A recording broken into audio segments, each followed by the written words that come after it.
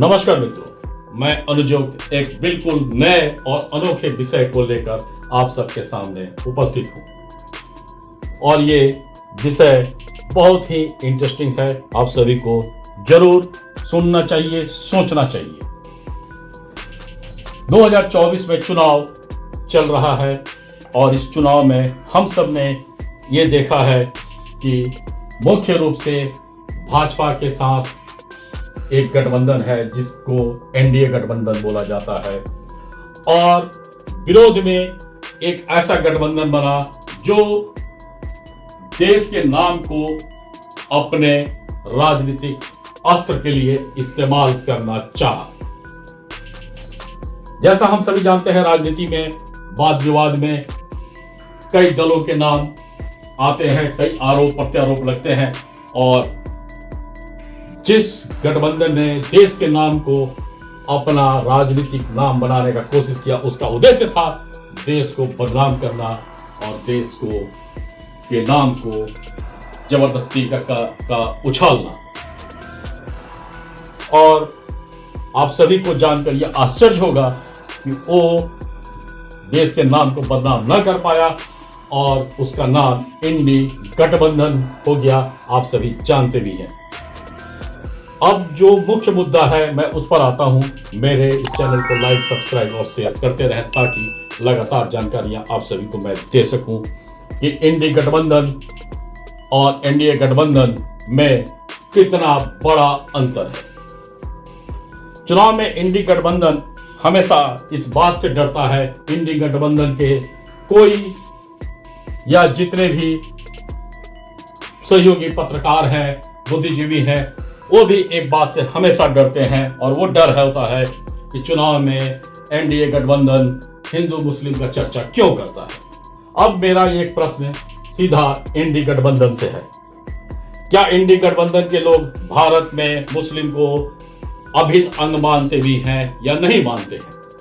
अगर मानते हैं तो मुस्लिम वोट के लिए बिल्कुल खुल के वो बैटिंग बॉलिंग जब कर सकते हैं, उनको भ्रमित कर सकते हैं, उनके समुदाय को इस्तेमाल कर सकते हैं, तो एनडीए गठबंधन, बीजेपी गठबंधन हिंदू और मुस्लिम को एकजुट कर देश निर्माण के लिए प्रेरित क्यों नहीं कर सकता और देश निर्माण से देश नीति को आगे बढ़ाने का सपना क्यों नहीं दिखा सकता और सच क्यों नहीं बता सकता।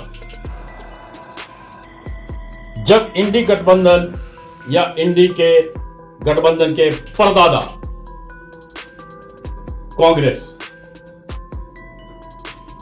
ने आजादी से ही मुस्लिम को खुला छोड़ दिया और हिंदू को जातिवाद का एक घना अंधेरा जंगल गुफा, तो हिंदू संस्कृति के लिए सब अब एकजुट क्यों न हो, क्योंकि संस्कृति अगर जिंदा रहेगी तो ही देश आगे बढ़ेगा और देश जिंदा रहेगा।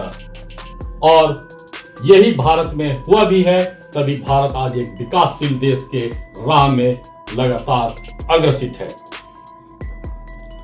और जो भी भूले भटके किसी अज्ञात कारणों से अगर इस्लामिक शासक को अपना आदर्श मानते हैं तो उनको एनडीए या बीजेपी गठबंधन सच क्यों नहीं बताए कि आपका जड़ भी सनातनी था, बौद्ध था, जो देश के मिट्टी से जड़ से जुड़ा हुआ है। और अगर ये बात उनके भी समझ में आ जाए, ये सही तरीके से उनको भी बताया जाए, तो जिस धर्म को मानना माने, इसमें किसी कोई आपत्ति नहीं होगी। लेकिन देश निर्माण सबके लिए प्रथम कर्तव्य होगा और देश निर्माण होगा तो देश से गरीबी, भ्रष्टाचार, बेरोजगारी भी स्वतः कम होगी। मेरा उद्देश्य यह है कि देश के जो भी अभिन्न अंग हैं उन सब पर, उनके अच्छाइयों पर, उनके बुराइयों पर, उनके कुरीतियों पर चर्चा होनी चाहिए ताकि सुधार हो सके। देश में जनता निवास करती है और वो जनता किसी भी धर्म की हो, जनता का शिक्षित होना, जनता को जागरूक होना, जनता को जानकारी होना ही देश निर्माण के राह में किसी भी शासक दल के लिए भी एक सहयोग होगा और देश की जनता को जितना अशिक्षित, जितना भ्रमित करके रखेंगे, शासक दल अपना उल्लू सीधा करेंगे, अपना कार्य ज्यादा करेंगे, जनता भ्रमित होकर आपस में उलझती रहेगी। मेरा उद्देश्य इस उलझन को खत्म करवाना है। धन्यवाद। I step up to the mic, gonna make it swing.